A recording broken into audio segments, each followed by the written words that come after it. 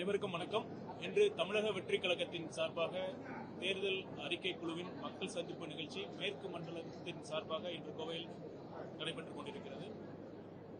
பல்வேறு சங்கங்களும் பொதுமக்களும் இங்கு வந்திருக்கிறார்கள். அவர்களின் அனைத்து கோரிக்கைகளும் நாங்கள் பரிசீலித்து தலைவர் அவர்களின் பார்வைக்கு எடுத்து சென்று உண்மையான ஒரு மக்கள் நலன் சார்ந்த ஒரு தேர்தல் அறிக்கையை தயாரிக்க உள்ளோம். நீங்க எதை கேள்வி கேட்கலாம் கேட்கலாம்.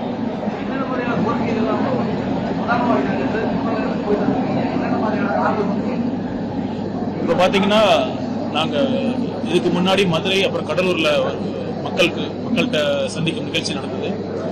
பல்வேறு அமைப்புகள்லாம் என்ன சொன்னாங்கன்னா, நாங்க கேட்டோம், நீங்க எங்களை வந்து சந்திக்கிறீங்க, மற்ற கட்சியினர் இதே மாதிரி ஒரு தேர்தல் அறிக்கை குழுல வந்திருக்காங்களே, அவங்ககிட்ட நீங்க போய் இதே மாதிரி மனுக்கள்லாம் கொடுத்தீங்களான்னு கேட்டப்ப அவங்க என்ன சொன்னாங்க, எல்லாருமே என்ன சொன்னாங்கன்னா, சார் நாங்க யாருமே அவங்ககிட்டலாம் நாங்க போகவே இல்லை, ஒவ்வொரு முறையும் இது மாதிரி வாங்கிக்கிறாங்க, கேட்கறாங்க, எங்கிட்ட இருந்து ரெப்ரசன்டேஷன்ஸ் கேட்கறாங்க, நாங்க அதனால எங்களுக்கு நம்பிக்கையே இல்லை, அவங்க பண்றாங்க, அப்படி பண்ணுவாங்க நம்பிக்கையே இல்லை, அதனால தமிழக வெற்றி கழகத்திற்கு உங்க தேர்தல் அறிக்கை குழுவோட நம்பிக்கையோட நாங்க வந்து கொடுத்துருக்கோம்னு சொல்றாங்க.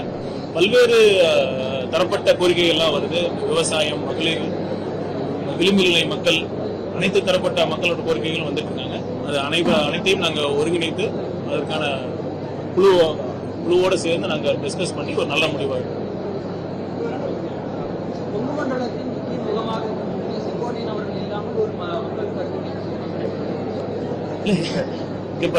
ஒவ்வொரு இதுக்கும் தலைவர் அவர்கள் தனித்தனியாக குழுவை அமைத்திருக்கிறார். இது பிரத்யேகமாக தேர்தல் அறிக்கை தயாரிப்பதற்காக குழு. அண்ணன் செங்கோட்டையன் அவர்கள் தேர்தல் பிரச்சார குழுவில் முக்கிய உறுப்பினராக இருக்கிறார். நீங்க இந்த மாதிரி தேவையில்லாம ஒரு இஷ்யூ கிரியேட் பண்ண நீங்க முயற்சி பண்ணுவீங்கன்னு தெரியும். அதற்கெல்லாம் தமிழக வெற்றிகளை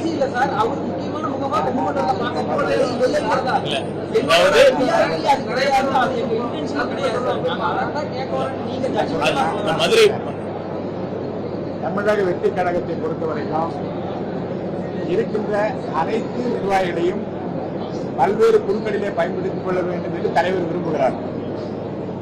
ஆக அண்ணன் செங்கோட்டையன் உட்பட இங்கு வருகின்ற தேர்தல் அறிக்கை குழு உறுப்பினர் உட்பட செயல் வீரர் கூட்டணி நடத்தி தொகுதி வாரியாக மாவட்ட வாரியாக செல்லக்கூடிய உறுப்பினர் உட்பட அனைவருக்கும் சம அந்தஸ்தில் பொறுப்பு வழங்கப்படுவதே தவிர இவரை இந்த குழுவில் வைக்க வேண்டும், அந்த குழுவில் வைக்க வேண்டும், வைக்கக்கூடாது என்கின்ற முறையை தலைவர் பின்பற்றவில்லை.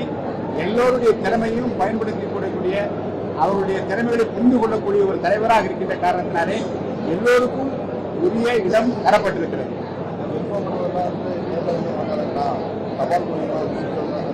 கிடைக்குமா, எல்லாத்துக்கும் கிடைக்குமா, இணையத்தை எடுக்கக்கூடிய வசதிகள் இருக்குதா, இல்லை மாவட்ட இல்ல நீங்க பாத்தீங்கன்னா நேற்று ஒரு நாள் மட்டும் பல்லாயிரக்கணக்கான விருப்ப மனுகள் மக்கள் நேரில் வந்து வாங்கிட்டு போனாங்க. ஒரு அரசியல் கட்சி தலைவர் எப்படி இருக்கணும் உதாரணமாக எங்கள் தலைவர் இருக்காரு. திருப்பியும் ஒவ்வொரு நாளும் இந்த மாதிரி கூட்டம் கூட்டி நாங்கள் வந்து இப்ப தமிழ் வெற்றி கழகத்துக்கு இவ்வளவு ஆதரவு இருக்குன்னு எங்களால ஈஸியா சொல்லியிருக்க முடியும். ஆனா யாருக்கும் இடையூறு இருக்கக்கூடாதுங்கிற ஒரே காரணத்துக்காக அன்னைக்கு மாலையே வந்து ஒரு தலைவர் அவர்கள் இந்த முடிவை எடுத்து நீங்கள் ஆன்லைன் மூலமா இதை பதிவிறக்கம் செஞ்சு நீங்க பூர்த்தி செய்து சமர்ப்பிக்கலாம்னு சொல்லியிருக்காரு. இதுல இருந்தே உங்களுக்கு தெரியும் தலைவர் அவர்கள் எந்த அளவுக்கு மக்கள் நலன் சார்ந்த சிந்திச்சுட்டு இருக்காரு. சின்ன ஒவ்வொரு விஷயத்தையும் அப்சர்வ் பண்ணிட்டு இருக்காரு. உங்களுக்கு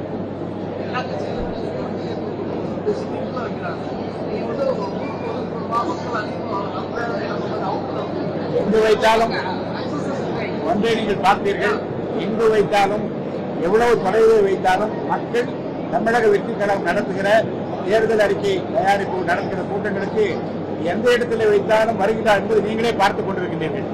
இது காலை ஆரம்பித்து மாலை வரைக்கும் நடத்தப் போகிறோம். எந்தெந்த இடங்களிலிருந்து வர வேண்டும் என்கின்ற இடத்தை தெரிந்து கொண்டு தேடி வந்து பார்க்கும் நிலைமை நம்முடைய தமிழக வெற்றி கழகம் உருவாக்கி இருக்கிறது.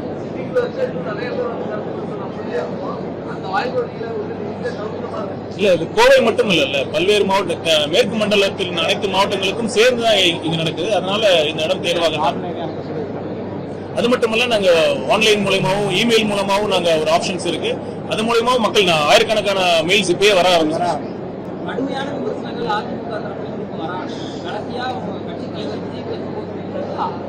பாஜக மற்றும் பலர் அப்படிங்கிற ஒரு விமர்சனமா வச்ச விஷயத்த விஜய் அவர்கள் டிவியே பாக்குறது இல்லை. எங்களுக்கான என்டிஏ கூட்டணி தமிழ்நாட்டில் யார் தலைமை இருக்குதுன்னு அமித்ஷாவே சொல்லிட்டு போயிட்டாரு. டிவி கூட பாக்குறதுல போல, அதனாலதான் அவர் அப்படி சொல்லிட்டு இருக்காரு. அப்படி அவங்களோட பர்சன்டேஜ் சொல்றாங்க. தலைவர் அவர்கள் அந்த கூட்டத்துல பேசினது முழுக்க முழுக்க உண்மையான யதார்த்த நிலையை பேசியிருக்காரு. இப்ப அதிமுக ஒரு தலைமை, ஒரு கூட்டணிக்கு தலைமைங்கிறது தானா உருவானும். ஒருத்தர் சொல்லி இவர் தலைமை நீங்க எடுத்துக்கங்கன்னு ஒருத்தர் சொல்லக்கூடாது. இப்ப இந்த கூட்டணி யார் ஃபார்ம் பண்ணா, எந்த கட்சி ஃபார்ம் பண்ணாங்க? இந்த என்டிஏ கூட்டணியை உருவாக்குனது, ஒருங்கிணைத்தது எல்லாமே டெல்லி தலைமை தான், எல்லாத்துக்குமே தெரியும். அப்படி இருக்கிறப்ப அவங்க ஒரு குறிப்பிட்ட கட்சியினர் நீங்க தலைமை தாங்குங்க அப்படின்னு சொல்லியிருக்காங்களே ஒழிய உண்மையான தலைமை அங்கதான் இருக்கு. அதான் குறிப்பிட்டு சொல்லியிருக்காரு. இப்ப அவங்க ஒருங்கிணைத்ததுனால பல்வேறு அழுத்தங்கள்னாலதான் மற்ற கட்சிகள்லாம் சேர்ந்திருக்காங்க. அதுதான் உண்மை. இப்ப நீங்க குறிப்பிட்ட கட்சியினர் சொன்னதுனால யாரும் சேரல, டெல்லி சொன்னதுனாலதான் எல்லாம் சேர்ந்திருக்காங்க.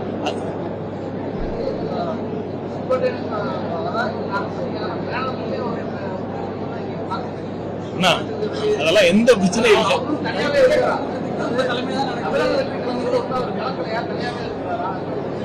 முழுக்க முழுக்க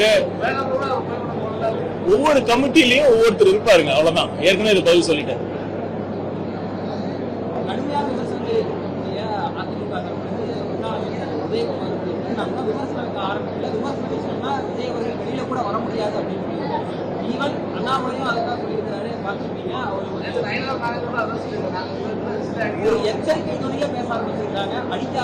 அவங்க ஆரம்பிக்கலாம். ஆனா நாங்க தெளிவா இருக்கோம். எங்களோட அரசியல் எதிரி திமுக மட்டும்தான். திமுக ஆளும் கட்சி. அந்த திமுக என்ற தீய சக்தியை வீழ்த்துவது மட்டும்தான் எங்கள் கோரிக்கை, எங்கள் இலக்கு. பாஜக எங்கள் கொள்கை எதிரி என்று தெளிவாக சொல்லியிருக்கிறோமே. இப்ப தமிழ்நாட்டில் யார் இருக்காங்க? திமுக இருக்கு. திமுக வீழ்த்துவதற்கு தான் ரெண்டுமே பிரதானம் தான். இப்ப வரப்போறது தேர்தல் அரசியல் தானே, அரசியல் எலெக்ஷன் தான் நடக்க போகுது. இந்த தேர்தலை கொள்கையின் அடிப்படையில் பாருங்க, இந்த நடக்க போற சட்டமன்ற தேர்தலை கொள்கையின் அடிப்படையில் தான் நடக்க போகுது. அதனால கொள்கை ரீதியாக நாங்கள் தெளிவாக இருக்கோம், அரசியல் ரீதியாக நாங்கள் தெளிவாக இருக்கோம். இது அரசியல் தேர்தல். அதனால திமுகவை வீழ்த்துவோம், கொள்கை ரீதியாக வீழ்த்துவோம். சிறுபான்மையினர் வாக்குகளை விஜய் அதிகம் பெறப்போகிறார் அப்படின்ற ஒரு கருத்து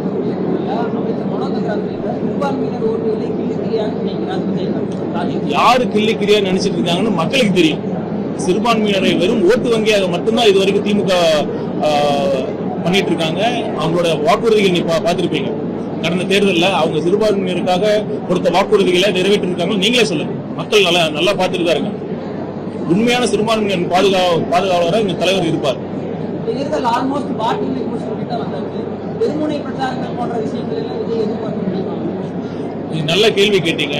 இப்ப பாத்தீங்கன்னா ஒரு பக்கம் இந்த மாதிரி ஒரு ஊடகத்திலிருந்து கேக்குறீங்க தலைவர் அவர்கள் ஏன் வெளியில வரல அப்படின்னு.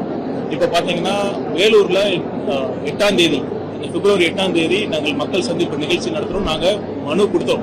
காவல்துறையிடம் மனு கொடுத்து சில தினங்களிலே வேலூரில் முதல்வர் அவர்களோட நிகழ்ச்சி நடக்குதுன்னு சொல்லி அதை காரணமாக காட்டி எங்கள் தலைவரின் நிகழ்ச்சிக்கு அனுமதி மறுக்கப்பட்டது. இதுதான் உண்மை. அது மட்டுமல்ல, இப்ப எஸ்ஓபி கொண்டு வந்திருக்காங்க. அந்த எஸ்ஓபியில பாத்தீங்கன்னா முழுக்க முழுக்க ஒரு பாரபட்சமான ஒரு எஸ்ஓபியா இருக்கு.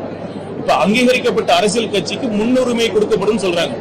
இப்ப தமிழ்நாட்டுல யார் முதன்மை அரசியல் சக்தியாக இருக்கு? இப்ப நாங்க இப்பதான் கட்சி ஆரம்பிச்சிருக்கோம். அதனால எங்களுக்கு இந்த கேட்க அனுமதிக்கு 30 நாட்களுக்கு கேட்கிறாங்க எஸ்ஓபி. 50,000 மேல ஒரு கூட்டம் வரும் என்றால் 30 நாட்களுக்கு முன்னாடி நீங்க அனுமதி கடிதம் கொடுக்கணும்னு சொல்றாங்க. இது நடைமுறையில எப்படி சாத்தியமா இருக்கும்? இது ஒரு சம வாய்ப்பு இருக்கா எல்லாத்துக்கும்? அது மட்டுமல்ல, ஒரு எஸ்ஓபியில வேற பல்வேறு ரூல்ஸ் என்ன சொல்றாங்க, அந்த பாதுகாப்பு, அந்த வென்யூ, அந்த திடல் மட்டும் இல்லாம சுற்றியுள்ள எல்லா பகுதிகளுக்குமான பாதுகாப்பு எல்லாத்துக்கும் யார் நிகழ்ச்சி ஏற்பாடு பண்றாங்களோ அவங்க பொறுப்பு அப்படின்னு சொல்றாங்க.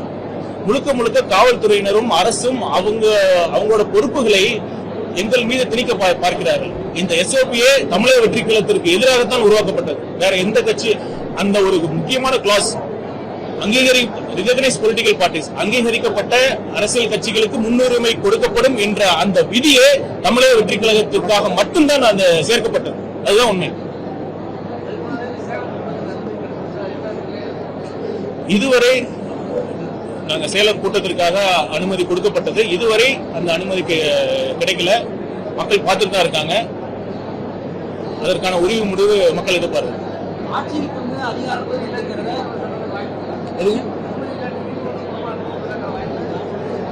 எங்கள் தலைவர் அவர்கள் மக்களை சந்திப்பதை யாராலும் தடுக்க முடியாது.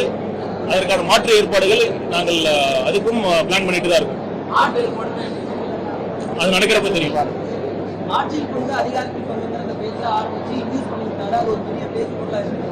நாங்க ஆட்சியில் அதிகாரத்தில் பங்கு கொடுத்தாலும் இப்போதைக்கு யாருமே வராமல் இருக்கிறதே பெரிய அபத்தா போட்டீங்க. நான் ஏற்கனவே சொல்லியிருக்கேன், நான் திரும்பவும் சொல்றேன், ஆட்சியின் பங்கு அதிகாரத்தின் பங்கு என்பது எங்கள் கொள்கை முடிவு. அரசியல் கட்சி சில கட்சிகள் கூட்டணி வரணும், கூட்டணி வந்தாதான் நாங்க ஜெயிக்க முடியும் அப்படிங்கிற எதிர்பார்ப்பு இல்லை. அது ஒரு கொள்கை முடிவு. அதனாலதான் முதல் மாநாட்டிலே அதை தெளிவாக சொல்லியிருக்கிறார். அப்பொழுது எந்த கட்சியும் கூட்டணி வரும் அப்படின்னு எதிர்பார்த்தெல்லாம் பண்ணல. இது எங்கள் கொள்கை முடிவு.